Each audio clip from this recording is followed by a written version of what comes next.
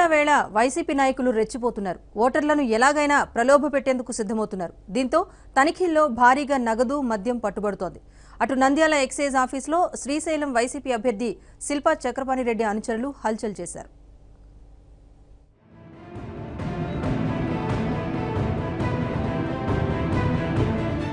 కర్నూలులో వైసీపీ నాయకులు రెచ్చిపోయారు.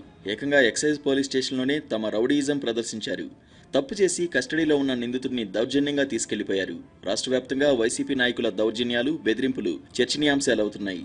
నంద్యాలలో ఏకంగా ఎక్సైజ్ పోలీస్ స్టేషన్లోనే దౌర్జన్యానికి దిగడం ఈ పరంపరకు పరాకాష్ఠగా నిలిచింది. శ్రీశైలం నియోజకవర్గ పరిధిలోని మండల కేంద్రమైన మహానంది మాజీ సర్పంచ్ అవుకు జయసింహారెడ్డి ఇంట్లో మద్యం సీసాలు ఉన్నాయన్న సమాచారంతో ఎక్సైజ్ పోలీసులు దాడులు నిర్వహించారు. ఆయన ఇంట్లో 816 మద్యం సీసాలు లభించడంతో వాటిని సీజ్ చేసి జయసింహారెడ్డిని నంద్యాల ఎక్సైజ్ స్టేషన్కు తరలించి ఎఫ్ఐఆర్ నమోదు చేశారు.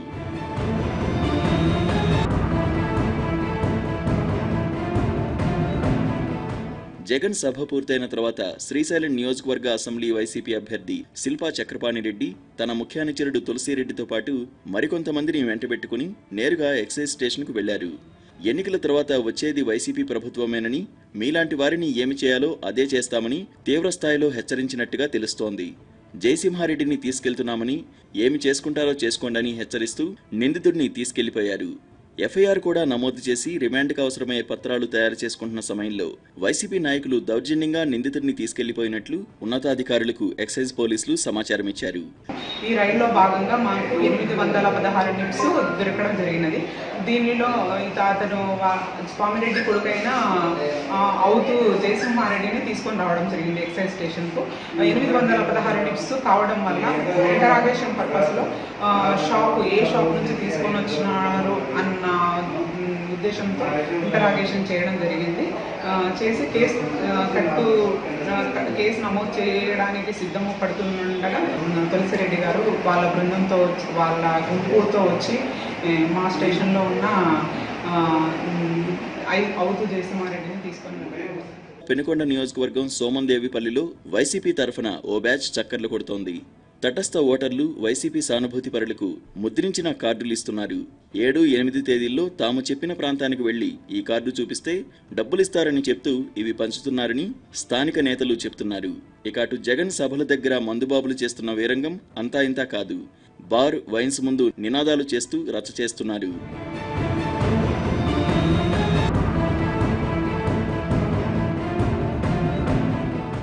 అటు ఎన్నికల నేపథ్యంలో ఓటర్లకు పంపిణీ చేయడానికి తరలిస్తున్న నోట్ల కట్లు, మద్యం సీసాలను అధికారులు ఎక్కడికక్కడ స్వాధీనం చేసుకుంటున్నారు.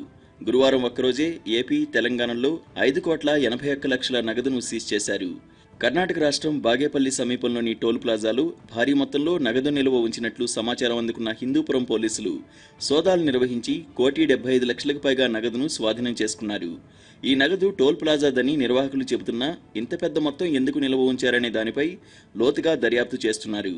టోల్ ప్లాజా నిర్వాహకుల్లో కొంతమంది అనంతపురం జిల్లాకు చెందిన వైసీపీ నాయకులు కావడంతో ఆ మొత్తాన్ని జిల్లాలోని అభ్యర్థులకు సర్దేందుకే ఇక్కడ ఉంచారని భావిస్తున్నారు.